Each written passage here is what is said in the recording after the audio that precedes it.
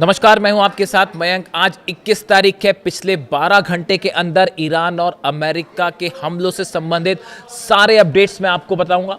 देखिए, एक बार फिर अमेरिका ने ईरान के ऊपर बड़े हमले किए। पूरी रात भर ईरान के ऊपर स्ट्राइक्स होती रही। कल हमने आपको बताया था कि जॉर्डन में बड़े हमले किए हैं ईरान ने और कई सैनिकों के मारे जाने का दावा किया, जिसके बाद से ही अंदाजा लग गया था कि अमेरिका अब और बड़ी स्ट्राइक कर सकता है। और वही हालात देखने को मिल रहे हैं। बताया जा रहा है बंदर अब्बास में, केशम आइलैंड में, कीश में कई जगह बड़ी स्ट्राइक्स हुई हैं।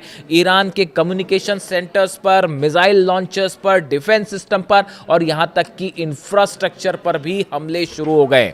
लेकिन इस बीच एक ऐसी खबर जिसकी चर्चा करना बेहद जरूरी है, और अब वो खबर ये है कि क्या अब ईरान ग्राउंड ऑपरेशन करने जा रहा है? क्या ईरान की सेना खाड़ी देशों में घुसने को तैयार है? क्या ईरान की सेना अमेरिका के बेसिस पर कब्जा करने जा रही है, खास तौर पर कुवैत में? अब ये ऐसी बात क्यों कही जा रही है? देखिए, मैं लगातार आपको ये बात कह रहा था कि अमेरिका की तरफ से जो स्ट्राइक्स हो रही हैं, खास तौर पर हॉर्मुज के आसपास, आप देखिए खार्ग आइलैंड पर हमला हो रहा है, कीश आइलैंड पर, केशम आइलैंड पर, अबू मूसा पर, बंदर अब्बास पर। ये जो हमले हो रहे हैं, इनका एक पैटर्न है।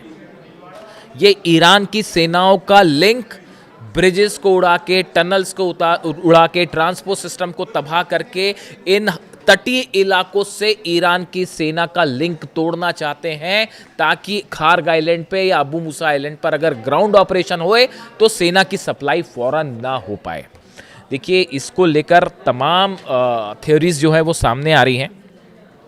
अगर आपने सेकेंड वर्ल्ड वॉर की अगर आपने हिस्ट्री पढ़ी हो कि किस तरह से ऑपरेशन सेकेंड वर्ल्ड वॉर के दौरान हुए थे, देखिए ओवरलॉर्ड एक ऑपरेशन हुआ जो कि सेकेंड वर्ल्ड वॉर के समय ऑपरेशन हुआ था, जिसमें जर्मनी पर जो हमले हुए, जर्मनी के खिलाफ अमेरिका, फ्रांस, ब्रिटेन, इन्होंने जो हमले किए, इन हमलों का जो पैटर्न था, बिल्कुल वही पैटर्न अब अमेरिका ईरान के खिलाफ इस्तेमाल कर रहा है।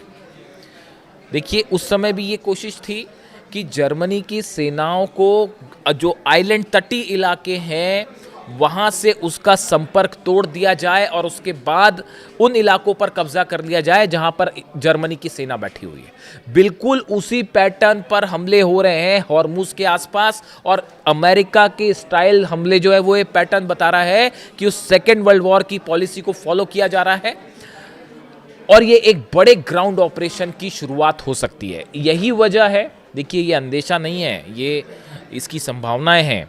ब्रिगेडियर जनरल रुहुल्लाह नूरी, ये आईआरजीसी के डिप्टी ग्राउंड फोर्सेस कमांडर है।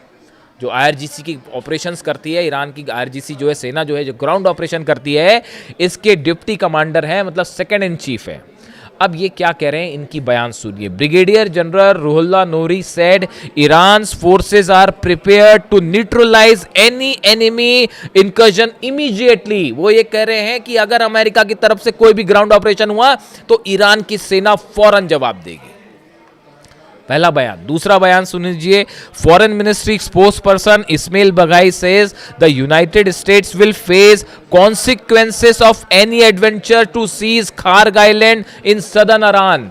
देखिए, इस्माइल बघाई साहब कह रहे हैं कि अगर खार्ग आइलैंड पर कब्जे की कोशिश होती है तो इसका करारा जवाब अमेरिका की सेना को दिया जाएगा, और ऐसा जवाब कि अमेरिका की सेना याद रखेगी।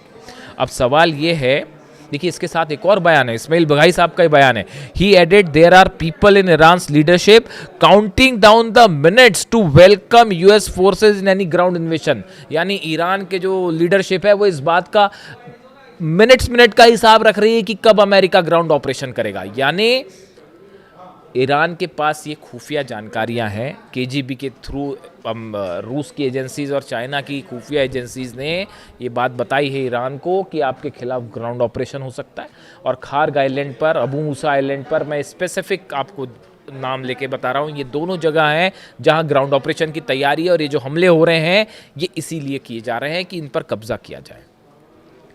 अब बड़ी बात सुनिए। देखिए, दो स्थिति है, एक तो अमेरिका हमला करे, ग्राउंड ऑपरेशन शुरू हो और ईरान उसको काउंटर करे, पहली स्थिति। लेकिन ईरान एक कदम आगे निकल गया इस बात से। यही अली खामने साहब की यही पॉलिसी थी कि दुश्मन से एक कदम आगे रहिए, तभी आपकी जीत हो पाएगी। अब ईरान का प्लान जो अब जिसको लेकर चर्चाएं हैं डिफेंस सर्कल में, वो ये चर्चाएं हैं कि ईरान कुवैत में अमेरिकी सेना के बेसिस पर कब्जा कर सकता है, कुवैत में घुस सकती है ईरान की सेना। कब होगा ये?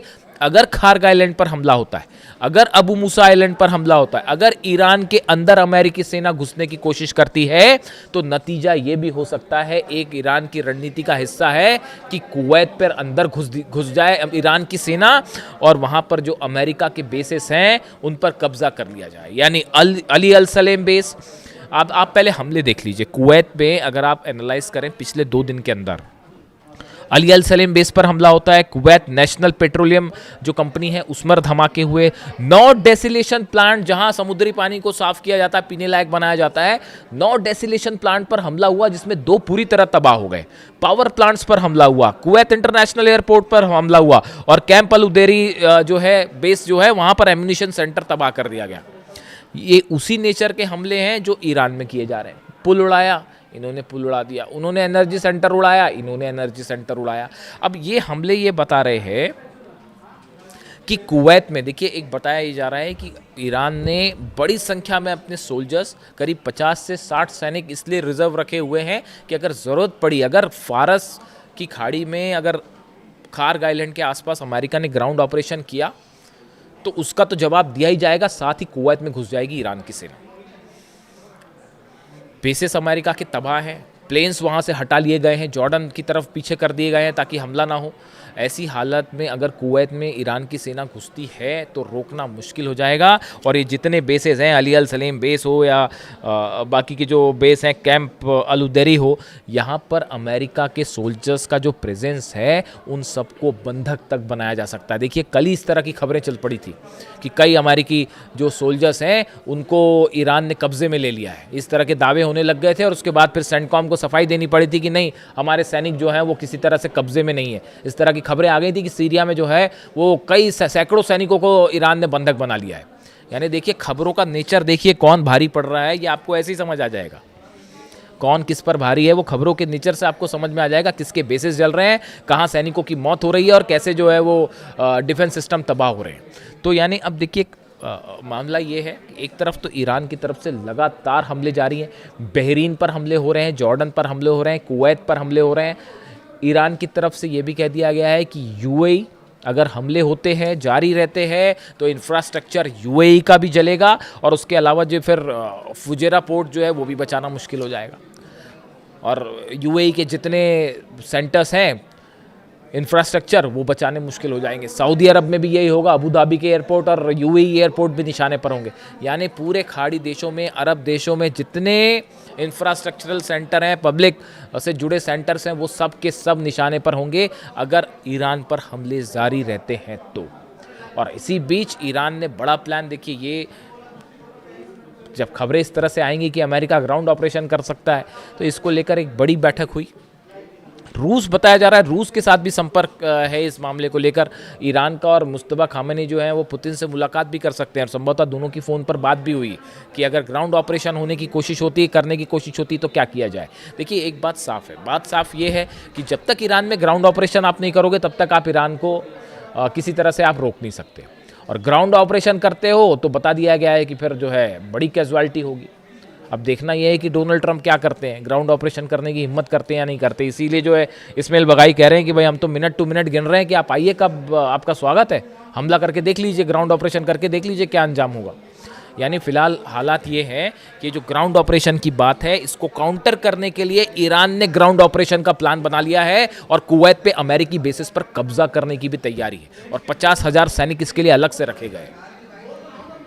यानी किसी भी तरह का ग्राउंड ऑपरेशन ट्रंप के लिए बेहद घातक साबित हो सकता है।